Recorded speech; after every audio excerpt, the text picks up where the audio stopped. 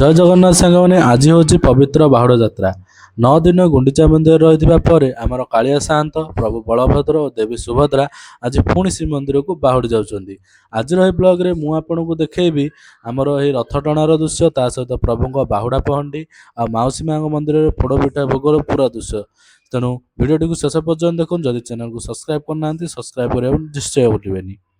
Show friends, finally ଆମେ ଆସିକି ପହଞ୍ଚି ଯାଇଛୁ ପ୍ରତାପଗିରିରେ ଥିବା ଜଗନ୍ନାଥ ମନ୍ଦିରରେ। ତ ଭିଡ଼ିଓ ତ ଆଗରୁ ଗୋଟେ ହେଇଛି ଆମର ସାନନ୍ଦ ଶ୍ରୀକ୍ଷେତ୍ରକୁ ନେଇକି, ଯେଉଁଟାକି ଦ ସେକେଣ୍ଡ ପୁରୀ। ମୋର ଡେସ୍କ୍ରିପସନ୍ରେ ମୁଁ ଆପଣଙ୍କୁ ଭିଡ଼ିଓର ଲିଙ୍କ୍ ଦେଇଦେବି, ଆପଣମାନେ ସେଠୁ ପାଇଯିବେ। ତ ସେତେବେଳେ ମୋ ପାଖରେ ଡ୍ରୋନ୍ ନଥିଲା, ମୁଁ normal DJI Osmo Action 4 camera ଯାହା ବି ଭିଡ଼ିଓ କରିଥିଲି। ବଟ୍ ଏବେ ମୋ ପାଖରେ ଡ୍ରୋନ୍ ଅଛି, ତ ଆଉ ଟିକେ ବେଟର୍ କରିବାକୁ ମୁଁ ଟ୍ରାଏ କରିଛି ପଛ ଭିଡ଼ିଓଟା। ତ ଆପଣମାନେ ଦେଖିପାରିବେ ଭିଡ଼ିଓ କ୍ୱାଲିଟି କେମିତି କ'ଣ ଅଛି, ଏବଂ ଭିଡ଼ିଓରେ ଯଦି କିଛି ଭୁଲ୍ ଭାଲ୍ ଥାଏ ମୋତେ କ୍ଷମା କରିଦେବେ। ତ ଚାଲନ୍ତୁ ଆମେ ଟପିକ୍ ଉପରକୁ ଯିବା। ତ ଫାଇନାଲି ପୁରୀ ତ ଯାଇପାରିଲେନି, ଯେଉଁ କଥାରେ ଅଛି ଜଗନ୍ନାଥଙ୍କ ଡୋରି ଲାଗିଲେ ହିଁ ଆମେ ପୁରୀ ଯାଇପାରିବା। ତ ପୁରୀ ନ ଯାଇଥିବେ କିଛି ମନ ଦୁଃଖ କରିବା ନାହିଁ, ଯେଉଁଠି ବି ତ ପ୍ରଭୁ ହିଁ ଅଛନ୍ତି। ତ ସେଥିପାଇଁ ଆମେ ପଳେଇ ଆସିଲୁ ପ୍ରତାପଗିରିରେ ଥିବା ଜଗନ୍ନାଥ ମନ୍ଦିରକୁ। ତ ଜଗନ୍ନାଥ ତ ଶ୍ରୀମନ୍ଦିର ବା ଆମର ମନ୍ଦିରରେ ନାହାନ୍ତି, ତ ତିନି ଠାକୁର ରଥରେ ପୂଜା ପାଉଛନ୍ତି ବା ମାଉସୀ ମା ମନ୍ଦିରରେ ପୂଜା ପାଉଛନ୍ତି। ଏବେ ଅଛନ୍ତି ରଥରେ। ତ ଆମେ ରଥରେ ପାଖରେ ଭିଡ଼ ଥିଲା, ତ ଆମେ ଫାଇନାଲି ସେଥିପାଇଁ ଆସିକି ମନ୍ଦିର ଦର୍ଶନ କରିଦେବୁ। ମନ୍ଦିର ତ ପହଁନାହାନ୍ତି, କିଛି ତାଙ୍କର ପ୍ରତିମୂର୍ତ୍ତିକୁ ନେଇ ପୂଜା କରାଯାଏ। ତା ସହିତ ମନ୍ଦିରର ସରାଉଣ୍ଡିଂରେ କେମିତି ଅଛି, ପୁରୀ ଅବିକଳ ପୁରୀ ମନ୍ଦିର ଭଳି ଏ ମନ୍ଦିର ବନାଇବା ପାଇଁ ପ୍ରଚେଷ୍ଟା କରାଯାଇଛି।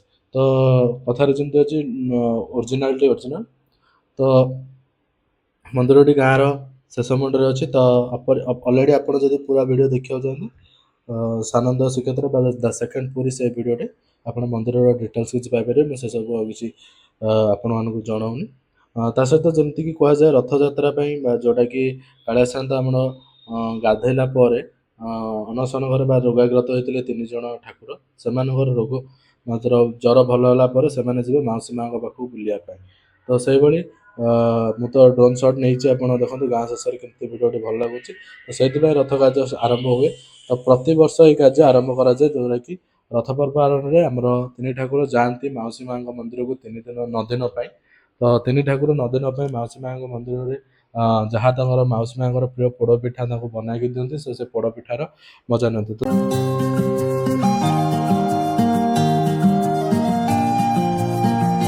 ତ ଫାଇନାଲି ସାଙ୍ଗମାନେ ଆମର ମନ୍ଦିର କାମ ହେଲା, ମନ୍ଦିରର ବୁଲାବୁଲି ପୁରା ସରିଗଲା। ତ ଆମେ ଏବେ ଯିବୁ ରଥ ପାଖକୁ। ତ ବେସିକାଲି ମହାପ୍ରଭୁ ତ ଏହି 9 ଦିନ ବାହାରେ ରୁହନ୍ତି, ଯେଉଁଟାକି ସମଗ୍ର ଲୋକ ତାଙ୍କର ଦର୍ଶନ କରିପାରନ୍ତି। ଆଉ କିଛି ଘଣ୍ଟା, ଆଉ କିଛି ଦିନ ପରେ ବା କାଲିକି ସୁନାବେଶ ହେବ। ସୁନାବେଶ ପରେ ମହାପ୍ରଭୁ ପୁଣି ଜଗନ୍ନାଥ ମନ୍ଦିର ଭିତରକୁ ଚାଲିଯିବେ। ତ ସମସ୍ତଙ୍କ ଦର୍ଶନ ପାଇଁ ସମ୍ଭବ ନୁହଁ। ତ ଆମେ ଏବେ ଯିବା ରଥ ପାଖକୁ। ରଥରେ କେମିତି କ'ଣ ତାଙ୍କର ବିବାହ ପର୍ବ ଅଛି ଚାଲନ୍ତୁ। ତ ଆମେ ଆସିକି ପହଞ୍ଚି ଗଲୁଣି ଅଲରେଡ଼ି ରଥ ପାଖରେ। ଦେଖିପାରୁଥିବେ ଆପଣ 3 ଠାକୁର ଅଲରେଡ଼ି ବସିଛନ୍ତି। ତ ରଥ ଭିଡ଼ା କାର୍ଯ୍ୟ ପାଇଁ କିଛି କାମ ଆରମ୍ଭ ବି ହେଇସାରିଲାଣି। ଯେମିତିକି ଆମର କ'ଣ ପୂଜାପାଠ ଥାଏ, ଦେଖିପାରୁଥିବେ କେତେ ସାରା ଲୋକ ଅଛନ୍ତି। ଏଇ ସାଇଡ଼୍ରେ ଆମର ଅଛି ମାଉସୀ ମା ମନ୍ଦିର। ତ ଆପଣ ବି ଯଦି ଆସୁଛନ୍ତି ତ ନିଜର ସାଙ୍ଗସାଥି ସହିତ କେୟାରଫୁଲି ବି ଆସନ୍ତୁ। ତ ଦେଖନ୍ତୁ ବହୁତ ଆଡ଼ମ୍ବରରେ ରଥ ପର୍ବକୁ ପାଳନ କରାଯାଇଛି। ତ ରଥର ଭିଉର ଉପରର ସଟ୍ଟା କିଛି ଏମିତି ଦେଖାଯାଏ। ତା ସହିତ କିଛି ଲୋକ ଅନ୍ୟ ଜାଗାରେ ଯେଉଁ ରଥ ହୁଏ, ତ ସେଇ କାମକୁ ବି ଏଠି ବୁଲି ସାରିକି ପୁଣି ସେଇ ଜାଗାକୁ ପଳାନ୍ତି। ତ ଶୁଣିବାକୁ ମିଳୁଛି କି ଏଠି ଆଜି ରଥ ଟଣା କିଛି ଅଧିକ କିଛି ହେବ ନାହିଁ, କମ୍ ହେବ। କାରଣ କ'ଣ ସେଟା ବି ମୁଁ ବି ଜାଣିନି। ତ ଅଲରେଡ଼ି ଆମେ ତ ଆସିଛୁ, ତ ମହାପ୍ରଭୁଙ୍କ ଦର୍ଶନ ବି ହେଇସାରିଲାଣି। ତ ମହାପ୍ରଭୁଙ୍କ ଦର୍ଶନ ତ କରିସାରିଲୁଣି, ରଥ ତ ଟାଣିପାରିଲୁନି। ତ ପୁଣି କେବେ ତ ନୁହେଁ, ପୁଣି ଆର ବର୍ଷକୁ ଅପେକ୍ଷା। ଯଦି ଏଠି ରଥ କାର୍ଯ୍ୟ ଆରମ୍ଭ ହୋଇଥାନ୍ତା, ରଥ ଟଣା କାର୍ଯ୍ୟ ଆରମ୍ଭ ହୋଇଥାନ୍ତା, ତାହେଲେ କ'ଣ ହୋଇଥାନ୍ତା ମୁଁ ଆପଣଙ୍କୁ କହୁଛି। ଗୁଣ୍ଡିଚା ମନ୍ଦିରର ନାକଚଣା ଦ୍ୱାରା ପାଖରେ ମହାପ୍ରଭୁଙ୍କ ଧାଡ଼ି ପହଣ୍ଡି ଆରମ୍ଭ ହୋଇସାରିଥାନ୍ତା। ଘଣ୍ଟ, କାହାଳି ଆଉ ଭକ୍ତଙ୍କ ଜୟ ଜଗନ୍ନାଥ ଧ୍ୱନିରେ ପୁରା ବଡ଼ଦାଣ୍ଡ ପ୍ରକମ୍ପିତ ହୋଇ ଉଠିଥାନ୍ତା। ଟାହିଆ ହଲାଇ ଚାଲୁଥିବା ମହାପ୍ରଭୁଙ୍କ ଏହି ରୂପ ଦେଖିଲେ ସମସ୍ତଙ୍କ ମନରେ ଅଲଗା ପ୍ରକାର ଶାନ୍ତି ମିଳିଥାନ୍ତା। ପହଣ୍ଡି ପରେ ଗଜପତି ମହାରାଜଙ୍କ ଦ୍ୱାରା 3ଟି ରଥରେ ସୁନା ଖଡ଼ିକାରେ ଛେରା ପହଁରା, ଏଠି ଗୋଟିଏ ରଥରେ ଛେରା ପହଁରା ନୀତି ସମ୍ପନ୍ନ ହୋଇଥାନ୍ତା।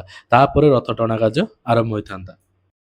ତାପରେ ଆପଣଙ୍କୁ ଯେମିତି ଷ୍ଟାର୍ଟିଂରେ କୁହାଗଲା, ରଥ କିଛି ସମୟ ଗଡ଼ିବା ପରେ ଯାତ୍ରାର ସବୁଠାରୁ ଖାସ୍ କଥା ହେଉଛି ଫେରିବା ବାଟରେ ମହାପ୍ରଭୁ ମାଉସୀ ମାଙ୍କ ମନ୍ଦିର ପାଖରେ ଅଟକିଥାନ୍ତି। ଏଠାରେ ମାଉସୀ ମାଙ୍କ ତରଫରୁ 3 ଠାକୁରଙ୍କ ପାଇଁ ସୁସ୍ୱାଦୁ ପୋଡ଼ପିଠା ଭୋଗ ଲଗାଯାଏ, ଯାହାକୁ ପୋଡ଼ପିଠାର ମହାପ୍ରଭୁଙ୍କ ଅତି ପ୍ରିୟ ବୋଲି କୁହାଯାଏ। ମହାପ୍ରଭୁଙ୍କ ମାଉସୀ ମାଙ୍କ ପାଖରୁ ତିଆରି ପୋଡ଼ପିଠାର ସୁସ୍ୱାଦ ନେଲା ପରେ ମନ୍ଦିର ଆଡ଼କୁ ପୁଣି ବା ଶ୍ରୀମନ୍ଦିର ଆଡ଼କୁ ପୁଣି ରଥ ନିଆଯିବ।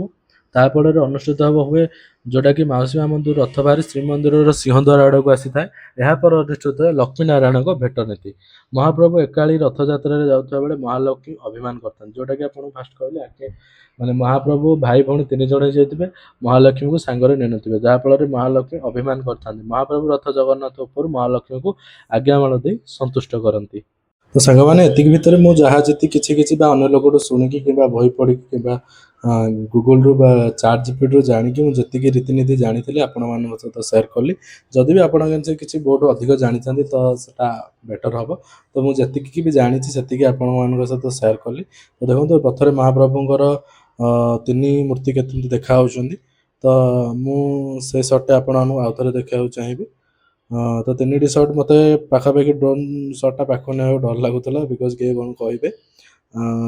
ତ ସେମିତି ମହାପ୍ରଭୁଙ୍କ ତ ପୁଣି ଭେଟ ହେବ ଆର ବର୍ଷକୁ। ତ ଟ୍ରାଏ କରିବା ଆର ବର୍ଷକୁ ପୁରୀକି ଯିବା ପାଇଁ। ତ ସେମିତି କିଛି ଡ୍ରୋନ୍ ସଟ୍ ବି ଆପଣମାନେ ଏନ୍ଜୟ କରନ୍ତୁ। ତ ଆଉ ଯଦି ଯେଉଁଟା କହିଲି ରୀତିନୀତି ନିୟମ ଅନୁସାରେ ଯଦି ଆପଣମାନେ କିଛି ବି ଅଲଗା କିଛି ଆଣନ୍ତି, ଯଦି ବି କିଛି ଭୁଲ କରିଥାଏ ବା ଭୁଲ କିଛି କହିଥାଏ ଆପଣ କମେଣ୍ଟ ମାଧ୍ୟମରେ ଜଣାଇବେ। ତା ସହିତ ମୁଁ ବି କିଛି ଜାଣିବି, ସମସ୍ତେ ତ ସବୁ କଥା ଜାଣିନଥାନ୍ତି। ତ ବେଟର୍ ବି ଆହୁରି ବହୁତ କିଛି କଥା ଅଛି ଯେଉଁଟାକି ଆମେମାନେ ଜାଣିନୁ କିମ୍ବା ମୁଁ ଜାଣିନି। ତ ମୁଁ ଯେତିକି ବି ଜାଣିଛି ସେତିକି ଆପଣମାନଙ୍କ ସହିତ ସେୟାର କଲି। ତ ଧୀରେ ଧୀରେ ଲୋକମାନେ ବି କମିବାରେ ଲାଗିଲେଣି, କାହିଁକିନା ଏଠି ରଥ ଟଣା କାମ ହେବନି। ତ ସେଥିପାଇଁ ଯେଉଁ ପାଖାପାଖି ଏରିଆରେ ରଥ ଟଣା କାର୍ଯ୍ୟ ହେବ ସେଠିକି ଲୋକମାନେ ଫେରି ଯାଉଛନ୍ତି ଜଗନ୍ନାଥଙ୍କୁ ଦର୍ଶନ କରିକି ବା 3 ଠାକୁରଙ୍କୁ ଦର୍ଶନ କରିକି। ତ ଆମେ ବି କିଛି ସମୟ ବୁଲାବୁଲି କଲୁ। ଏବେ ସାଙ୍ଗମାନେ ରଥର ଡ୍ରୋନ୍ ସଟ୍ଟା ଟିକେ ଏନ୍ଜୟ କରନ୍ତୁ, ସାର୍କଲ୍ ସଟ୍ ଏବଂ କିଛି ସଟ୍ ଅଛି ରଥର, ତ ସେଟାକୁ ଏନ୍ଜୟ କରନ୍ତୁ।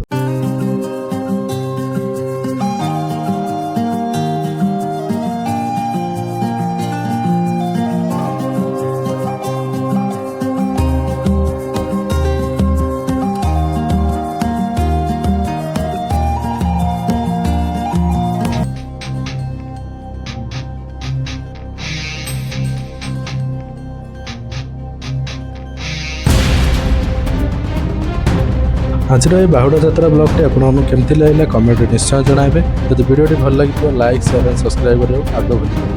କମେଣ୍ଟରେ ଲେଖନ୍ତୁ ଜୟ ଜଗନ୍ନାଥ। ପୁଣି ଦେଖା ପାଉ ଗୋଟେ ନୂଆ ଭିଡ଼ିଓରେ।